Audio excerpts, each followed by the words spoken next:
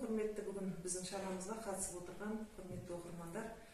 Жазушы Сейдахмет Бердіқұловтың туылғанына 90 жыл толуына орай журналистика әлемінің сұлтаны атты тақырыпта бүгін біз тұлғалық сағат ұйымдастырып отырмыз. Сейдахмет Бердіқұлов 1930 жылы 9 мамырда Алматы облысы Жамбыл ауданындағы Қарақастек ауылында дүниеге келген. Сейдахмет Бердіқұловтың 4 жасқа толар-толмас шағы мен есін білер-білмес кезінде әкесі ұсталып кете барады. Тағдырдың тауқымет тақсіретінің бар салмағы Бәтима шешейдің мойнына түседі.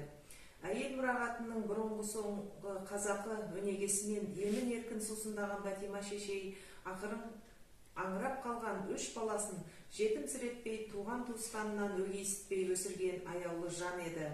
Сейдахмет Бердіқұлов 10 жылдықты 1951 жылы алтын медальмен бітіріп, Қазақ мемлекеттік университетінің журналистика факультетіне қабылданады. Университетті 1956 жылы ойдағыдай бітіргеннен кейін журналистік өмірін Лениншіл жас, қазіргі Жас Алаш газетінің әдеби қызметкері болып бастаған. Қаламы қалыптасып, кәсіби шеберлігі шыңдалған қабілетті маман қатардағы тіршіліктен бөлім меңгерушісі, жауапты хатшы дәрежесіне дейін көтеріледі. Соның нәтижесінде 1965 жылы Қазақстан пионері газетінің редакторы болып тағайындалады.